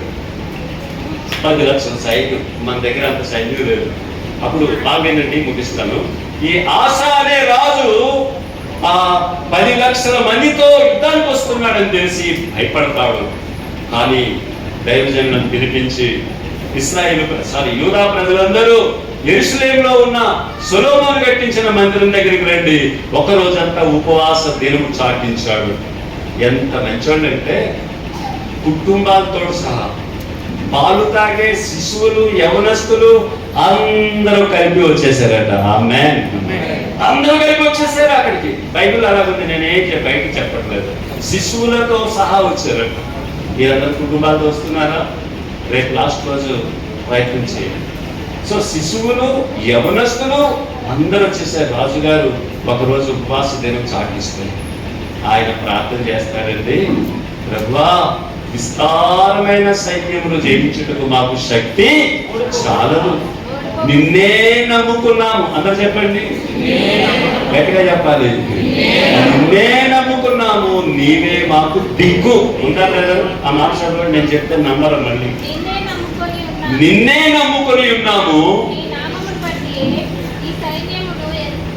నీ నామమును బట్టి ఈ సైన్యమును ఎదుర్చుటకు బయలుదేరి ఉన్నాము.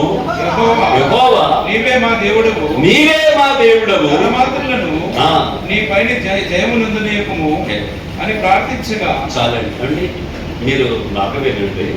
ఎంత మంచిగా యేసయ్య నమ్ముకొని మంచిగా ఉన్నాడు, ఎంత మంచిగా నెమ్మదొచ్చింది. సడన్ గా సాతానుడు సమస్య పెట్టాడు. బీ కేర్ఫుల్, నేను కొంచెం ట్విస్ట్ చేసి చెప్తున్నాను.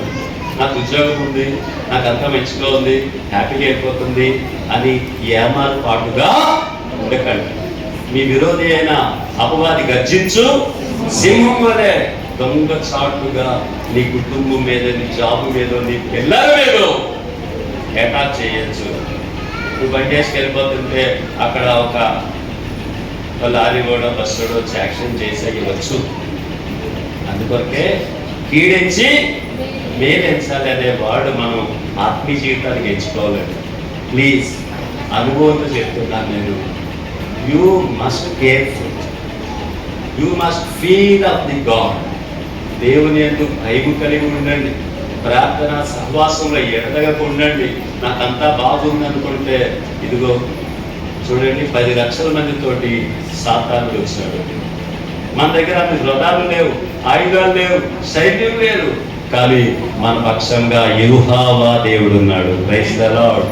మన పక్షంగా యేసయ్య ఉన్నాడు. ఆయనకు మొరపెట్టి నిన్నే నమ్ముకున్నామయ్యా, మాకు బలం చాలదయ్యా, నీవే మాకు సహాయం చేయకండి అని ప్రార్థన చేశాడు. యుద్ధానికి వెళ్ళాడు. దేవుడు వాళ్ళందరినీ మొత్తాడు, చల్లా చెదరైపోయారు. విస్తారమైన కొల్ల సొమ్ముతో, విజయోత్సాహాలతో వెనక్కి వచ్చాడండి. హల్లెలూయా. చప్పట్లు కొట్టొచ్చు కదా. దేవుడు అంత గొప్ప కార్యం చేస్తే సచిన్ టెండూల్కర్ ఒక 6 కొడితే, సచిన్ టెండూల్కర్ లేడు, ఇప్పుడు ఎవరున్నాడు నాన్న? గంభీర, విరాట్ కోహ్లీ ఒక 6 కొడితే అమ్మో నేనే కొట్టినట్టు ఫీల్ అయిపోతాం. మరి యేసయ్య అంత గొప్ప విజయం ఇస్తే, అంత గొప్ప దీవెనిస్తే యేసయ్యకి ఎన్ని చప్పట్లు కొట్టాలి? నదులు చప్పట్లు కొడతాయట.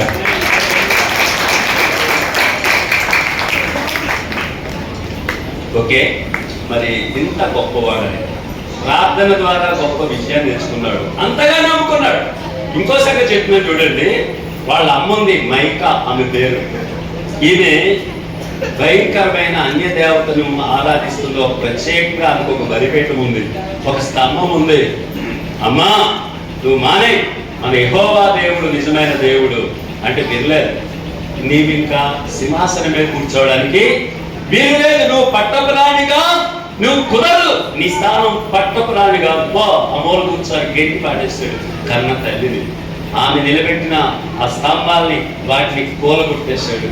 అంటే ఇప్పుడు చెప్పండి, ఆశ యెహోవా దేవుడి పట్ల ఎంత ప్రేమ కలిగి ఉన్నాడో అర్థమవుతుందండి మీకు. ఇదే అందులో విషయాలు చెప్తున్నాను నేను. కన్న తల్లిని కూడా ఖండించాడు ఆయన, రోషం కలిగి తీసి పాడేశాడు. కానీ కొన్ని రోజులు అయిపోయింది, కొన్ని సంవత్సరాలు అయిపోయింది. దేవుడి మీద ఆనుకుని గొప్ప విజయాలు, దేవుడికి ఇష్టమైన వ్యక్తి ఏమయ్యాడు తెలుసా? దేవుడి మీద ఆనుకోవడం మానేశాడు. 4 పాపాలు చేశాడు. ఇశ్రాయేలు రాజు యుద్ధానికి వస్తుంటే ఇతని పొరుగువాడు వస్తుంటే ఒకప్పుడు దేవుడి దగ్గర ప్రార్థన చేశాడు. తర్వాత ఏం చేస్తాడు తెలుసా? సిరియా రాజుకి డబ్బు పంపించి, వెండి బంగారాలు పంపించి కిరాయి సైన్యాన్ని తెచ్చుకున్నాడు. అంటే ఒకప్పుడు దేవుడి మీద అనుకున్నాడు, ఇప్పుడు ఎవరి మీద అనుకుంటున్నాడు? చెప్పండి సిస్టర్స్, ఎవరి మీద అనుకుంటున్నాడు? డబ్బు మీద అనుకుంటున్నాడు, మనుషుల మీద అనుకుంటున్నాడు. రాజుల సహాయం చేద్దాము, మనుషుల సహాయం చేద్దాము. సిరియా దేశపు రాజుకి నీ సైన్యాన్ని పంపించు అని కిరాయి డబ్బులు పంపించు. వాళ్ళు వచ్చారు, అయిపోయింది. అప్పుడు ఒక ప్రవక్త వచ్చాడు. వినండి, లాస్ట్ వచ్చి ప్రవక్త వచ్చి అంటాడు, ఆశ చిన్ని రాజ్యము, చిన్ని సైన్యము, నీ దగ్గర డబ్బు బంగారం ఏమీ లేనప్పుడు 10 లక్షల మంది యుద్ధానికి వస్తే ఉపవాసం ఉండి, చెప్పండి అన్నారు, ఉపవాసం ఉండి ప్రార్థన చేసావు కదా, నిన్నే నమ్ముకున్నాము, నీవే దిక్కు, నీకు తప్ప మాకెవరు లేరు, నువ్వు ఒక్కడవే దేవుడు అన్నావు కదా, ఆయన మీద డిపెండ్ అయ్యావు కదా. ఏ రోగం వచ్చింది నీకు? ఇప్పుడు డబ్బులు వచ్చాక దేవుడు మర్చిపోయి బంగారం మీద వాటి మీద ఆధారపడుతున్నావా? పిచ్చి పని చేసావు నువ్వు. జాగ్రత్త, పశ్చాత్తాపడు, మళ్ళీ దేవుడు వైపు తిరుగు అంటే నువ్వెవడెవరో నాకు చెప్పేదని దైవజనుడు కొట్టి జైల్లో పెట్టించాడు. అర్థమవుతున్నాయి నా మాటలు. మన జీవితాలు ఎలా ఉంది? ఒకప్పటి ప్రార్థన, ఒకప్పటి పరిశుద్ధత, ఒకప్పటి యథార్థత, ఒకప్పటి కన్నీళ్ళు, ఒకప్పుడు దేవుడి మీద ఆధారపడవు, ఇప్పుడు మన స్వశక్తి మీద, మన తలాంతుల మీద ఆధారపడుతుంది. తర్వాత 2 రాంగ్ స్టెప్ చేసి, మొదటిది ఏంటి? మనుషులు నమ్ముకున్నాడు, దేవుని విడిచిపెట్టి డబ్బులు నమ్ముకున్నాడు. రెండోది, హెచ్చరించిన దైవజనుడిని కొట్టి జైల్లో పెట్టించాడు. ఇంకా అదే సమయంలో కొంతమంది ప్రజల్ని, మంచోళ్ళని, ఏంటో దైవజనుడు బాధ పెడుతున్నావని దైవజనుడు పక్షంగా ఉన్న వాళ్ళని, కొంచెం నీతివంతుల్ని రాజా ఇట్లా చేయకూడదు కదంటే వాళ్ళు కూడా కొట్టేశాడు. ప్రజల్ని బాధ పెట్టాడు, దైవజనుడు బాధ పెట్టాడు, దేవుణ్ణి బాధ పెట్టాడు. చివరిగా దేవుడు ఎంత ప్రేమ స్వరూపి అంటే, ఈ అసలు ఇలా అయిపోయింది, ఎంత మంచివాడు, ఎన్ని ఉపవాసాలు బట్టి ఎన్ని ప్రార్థన చేశాడు, ఎంతగా నా మీద ఆదుకున్నాడు అని జాలి చూపించి ఒక అవకాశం ఇద్దాం అని అతని పాదములలో పుండు వచ్చిందట. అందరూ చెప్పండి, ఏమొచ్చింది? పాదములో పుండు వస్తే అప్పుడు బరువా నేను చేసిన పాపాలు, డబ్బు మీద లేదా సిరియా రాజు మీద ఆధారపడ్డాను, నేను మర్చిపోయాను. దైవజన్ని హెచ్చరించిన దైవజన్ని బాధ పెట్టాను. ఇదేంటి రాజా అని ఎదురు చెప్పిన ప్రజల్ని బాధ పెట్టాను. అందుకొరకే నేను ఒకసారి బైబిల్లో ఒక మాట ఉంటుంది కదా, మనం ప్రభు వాళ్ళు తీసుకునేటప్పుడు, అయితే మనల్ని మనమే విమర్శించుకొని వేళ తీర్పు పొందకపోదుము. విమర్శించుకోని రాత్రి వేళ నీ జీవితం ఎలా ఉందో, నా జీవితం ఎలా ఉందో విమర్శించుకుందాం. పరలోకం వెళ్ళాలంటే ఖచ్చితంగా విమర్శించుకోవాలి. విమర్శించుకుంటే నీ బ్రతికేంటో, నీ హృదయం ఏంటో, నా జీవితం ఏంటో మనకే తెలుస్తాయి, మన రహస్య బలహీనతలు, పాపాలు. అందుకనే విమర్శించుకోవాలి. మనం ఇద్దరు విమర్శించుకుంటే ఎంత బాగుండేదో. విమర్శించుకోలేదు.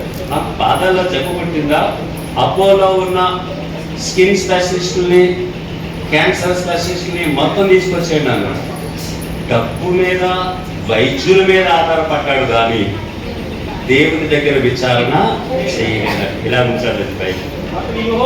అతడు యెహోవా యొద్ద విచారణ చేయక వైద్యులను పట్టుకున్నాడు. చచ్చిపోయాడు.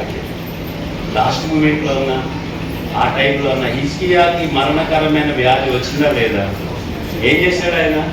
ప్రభువా, నేను నీ సన్నిధిలో సమస్తం మంచిగా జీవిస్తున్నాను కదా, ఒక్కసారి కృపతో నన్ను జ్ఞాపకం చేసుకో అని కన్నీళ్లతో దేవునికి ప్రార్థన చేస్తాడు. దేవుడు ఆయన ప్రార్థన విన్నాడు, అతని రోగాన్ని తీసివేశాడు, 15 సంవత్సరాల ఎక్స్టెన్షన్ ఇచ్చాడు. చప్పట్లు కొడదాం. వ్యాధిలో ఉన్నప్పుడు, బాధలో ఉన్నప్పుడు హిజ్కియానే నువ్వు ప్రార్థన చేసి ఉంటే, కన్నీళ్లు కాల్స్తే ఆయన ఎంత ప్రేమ అంటే, నువ్వు ఎంత దుర్మార్గతలో ఉన్నా, నువ్వు పరిస్థితులు అరే నా పాపాన్ని బట్టి నాకు ఎన్ని వస్తున్నాయని ఉపవాసం ఉండి మళ్ళీ యూటాన్ తీసుకుంటే మళ్ళా దేవుడి మీద అనుకుంటే ఆయన ఆ వ్యాధిని పోగొడతాడు, ఆ సమస్యను పోగొడతాడు. అంతేకాదు 15 సంవత్సరాలు ఎక్స్ట్రా డేస్ ఇచ్చేదండి. మా నాన్నగారికి వీపు మీద గెట్టొచ్చింది. ఆయన భయంకరమైన అన్ని దేవతారాధకుడు. మా ఊర్లో ఒక అన్యుల గుడి కట్టించారు, ఆయన వినాయకుడు గుడి కట్టించారు. మా నాన్న దేవుడి గురించి చెప్తే చెప్పారులే మాకు మస్తు దేవుళ్ళు ఉన్నారని. కానీ మా నాన్నగారు 45 రోజులు హాస్పిటల్లో ఉన్నారు. ఆ బ్లడ్ వచ్చేస్తుంది, చీమ్ వచ్చేస్తుంది, మాట పడిపోయింది, జస్ట్ స్పృహలో ఉన్నారు. ఇంకా 99% చచ్చిపోయారు అన్నట్టుగా ఉన్నారు. ఇంకా ఆ టైంలో ఓ పాస్టర్ గారు వచ్చారు మా ధవళేశ్వరంలో. మా నాన్నగారు అక్క, మా మేనత్త గారు దేవుడిని నమ్ముకుంది, విధవరాలు. ఎప్పుడైనా చెప్తే ఆ ఏవరు కాదు ఆయన ఆమె పాస్టర్ గారు తీసుకొచ్చింది. రే తమ్ముడు చచ్చిపోయేలాగా ఉన్నావురా, యేసు ప్రభు జీవము గల దేవుడు, మరణం తప్పించే దేవుడు రా, ఒక్కసారి ట్రై చేయరు, అయ్యగారు ప్రార్థన చేస్తారంటే. అప్పుడు మా నాన్నగారు మనసులో అనుకున్నారు, నేను బ్రతికి బట్ట కట్టగలిగి ఇంటికి వెళ్తే యేసు ప్రభులో దిగిపోతాను. ఆయన మనసులో అనుకోగానే ఆ దైవజనుడు ప్రార్థన చేశారు. అన్ని రోజుల నుంచి తగ్గంది, రోజు రోజుకి తగ్గిపోవడం మొదలు పెట్టింది. ఇంటికి వచ్చేసారు, బాప్తిస్మ పొందేశారు. ప్రార్థన చేసుకున్నాం అంతా లేచి. ప్రతి ఒక్కరూ బైబిల్ అక్కడ పెట్టి, మీరు పిల్లలు కూడా శబ్దం చేయకండి, కళ్ళు మూసుకోండి, చేతులు జోడించారు. ఏసై చేతులు ప్లీజ్ ప్లీజ్. చిన్నపిల్లలు ప్రార్థన చేయండి, కళ్ళు మూసుకోండి, close your eyes, hold your hands, చేతులు జోడించండి, ఏసైకి దండం పెట్టండి. అందరూ హృదయపూర్వకంగా ప్రార్థన చేద్దాం. ఇదిగో దేవుడి మీద ఆనుకొనిన దావీదు మహారాజుగా ఉన్నాడు. దేవుడి మీద ఆనుకొనిన హబక్కూకు ఉన్నత స్థితిలోనికి వెళ్ళాడు.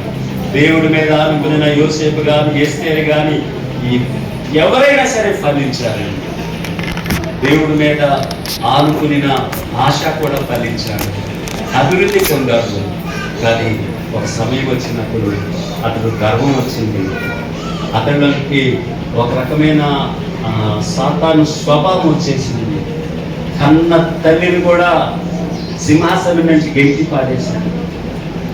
దేవుడి వాక్యానికి విరోధంగా ఉన్నాను అని ఆమె యొక్క ఆరాధన స్థలాలను తొలగించేశాడు. అంత రోషం కలిగిన వాడు, అంత దేవుని మీద భయభక్తులు కలిగిన వాడు ఈరోజు మారిపోయాడు. ఆయన దేవుడి మీద ఆనుకొనిన వాడు తన డబ్బు మీద ఆనుకుంటున్నాడు, మనుషుల మీద ఆనుకుంటున్నాడు, వైద్యుల మీద ఆనుకుంటున్నాడు. నిన్ను స్వస్థపరిచే యెహోవాను నేనే అని చెప్పిన దేవుడు, ఆయన పొందిన దెబ్బల చేత మనకు స్వస్థత కలుగుతున్నదండి. ఆయన పొందిన దెబ్బల చేత మనకు స్వస్థత కలుగుతున్నది. యేసయ్య శరీరం అంతా దెబ్బలే.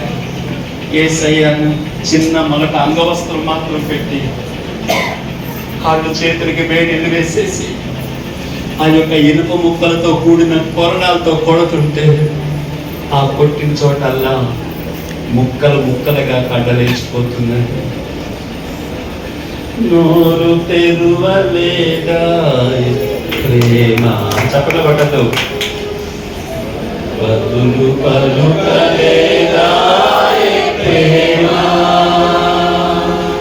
నోరు తెరువలేదా ప్రేమ.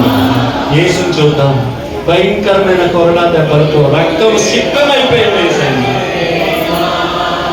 పాలుగారు దేహమైన పాపాత్ముల పాలుగారు దేహమైన పాపాత్ముల నాట్యమాడిన నడివీధిలో నడిపాయి, నాట్యమాడిన నడివీధిలో నడిపాయి. ప్రేమ బతులు పలుకలేదా ప్రేమ, నోరు తెరువలేదా ప్రేమ, బతులు పలుకలేదా ప్రేమ,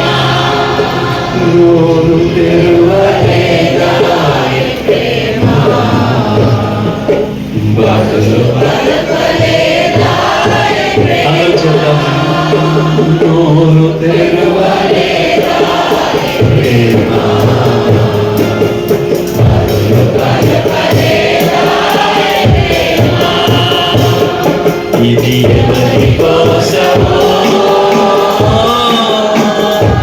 ఈ జగతి కోసమే, ఇది నా కోసమే, జగతి కోసమే, ఇది నా కోసమే, సిలువలో సాగినది యాత్ర,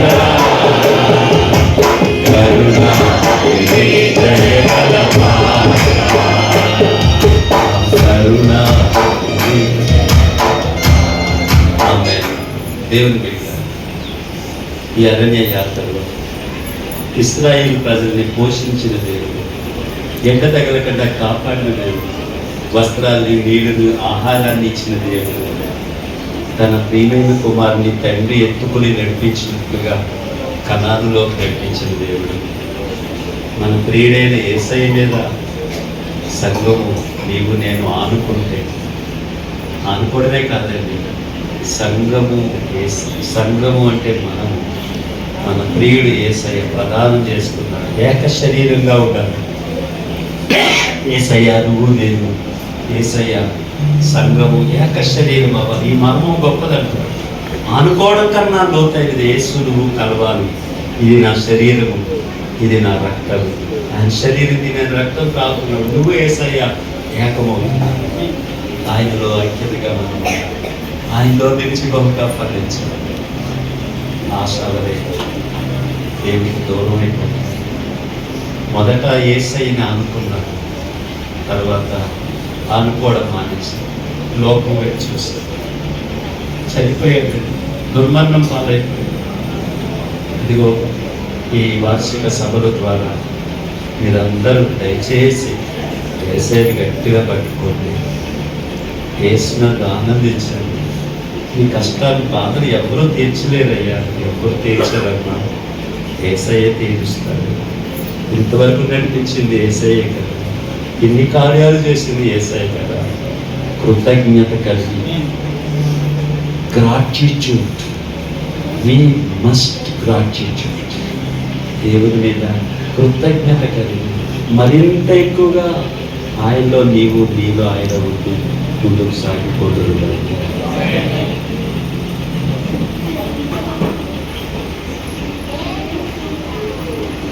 దేవానికి స్తోత్రాలు తండ్రి. మహోన్నతుడా, మూడవ దినము తండ్రి అయా మీ దాసుల్లో పెట్టుకొని, అయా మీ మీద ప్రభు ఆనుకొని, దేవా మా ప్రియుడు మీ మీద ఆనుకొని తండ్రి మీ ద్వారా ముందుకు వెళ్ళి, అయ్యా మీరు మమ్మల్ని ఎంత ప్రేమించి, అయా నాడు ఇశ్రాయేలు అరణ్యంలో రీతిగా ఎంత ప్రేమతో తోడుగా నడిపించారు. అయ్యా ఆ ప్రేమను జ్ఞాపకం చేసిన విధానం బట్టి స్తోత్రం. అది ఏ దేవుడవు తండ్రి, అదే ప్రేమను మా పైన చూపుతూ తండ్రి అయ్యా మమ్మల్ని నడిపిస్తూ ఉన్నాం. అయ్యా మేము కొన్నిసార్లు మీ మీద ఆనుకోలేకపోవచ్చు ఉన్నాము తండ్రి. ఈ రాత్రి ప్రభువా మూడవ దినమున ప్రభు దాసులలో పెట్టి మరి ఒకసారి ప్రభువా మీ పైన ఆనుకుని ముందుకు సాగడానికి మీరు మాట్లాడిన ప్రతి మాటను బట్టి మీకు స్తోత్రాలు చెల్లిస్తూ ఉన్నాం తండ్రి. ఇక మీదట తండ్రి అయ్యా లోకం మీద ఆనుకొనక తండ్రి, మనుషుల పైన ఆనుకొనక, అయ్యా నీకంటే నమ్మదగిన వారెవ్వరు లేరు తండ్రి. అయ్యా నీకంటే నమ్మదగిన వారెవ్వరు లేరు తండ్రి. అయ్యా నీకంటే ప్రభా మాకు ఆనుకొనటకు ఆధారం ఏదీ లేదు రాజా. అయ్యా నీ మీదే ఆనుకొనడానికి, ఏసయ్యా నీ మీద ఆనుకొని ముందుకు సాగడానికి, మా ప్రతి పనిలో అయ్యా మా ప్రతి ప్రయత్నంలోని తండ్రి, అయ్యా మా కుటుంబాల్లో తండ్రి నీ మీద ఆనుకొని ముందుకు సాగడానికి, నీ మీద ఆనుకొని మా ప్రయాణమును ప్రారంభించడానికి, నీ మీద ఆనుకొని ప్రభు మా ప్రయాణం కొనసాగించడానికి తండ్రి సహాయము దయచే. నీ మీద ఆనుకుని ప్రయాణిస్తూ తండ్రి అయ్యా ముందున్న సంవత్సరంలో నూతన కార్యములు చూడడానికి సహాయం దయచే. అయా దైవజనులలో పెట్టుకుని సంఘ విషయంలో, మందిర విషయంలో అయ్యా మీరేమైతే ఆశీర్వాదకరంగా మాట్లాడి ఉన్నారో ప్రభువా అయ్యా వాటిని మేము చూడడానికి సహాయము దయచేయమని వేడుకుంటున్నాం. సంఘమును ఎంతలో క్షేమాభివృద్ధి కలుగు చేయని తండ్రి, అన్ని విషయంలో మీరు ఆశీర్వదించండి, మీరు దీవించమని తండ్రి మీ కృప కలిగిన హస్తమునకు అప్పగించుకోండి. యేసు నామమున ప్రార్థిస్తున్నాము తండ్రి, ఆమేన్. మన తండ్రి అయిన దేవుని ప్రేమ, ప్రభువైన యేసుక్రీస్తు వారి కృప వెంబడి కృప, తల్లి కన్నా మిన్నగా ప్రేమిస్తూ ఆదరిస్తూ మనలో ఉండి మనతో ఉండి కృప చూపుతున్న ఆదరణకర్త పరిశుద్ధాత్మ దేవుని అన్ని సమాజం మనందరికీ నిరంతరం తోడై ఉండునుగాక. ఈ పరిచర్యను కొనసాగిస్తున్న తన దాసుడు యాకోబు గారి కుటుంబానికి ప్రభు కృపతో నింపి నడిపించుగాక.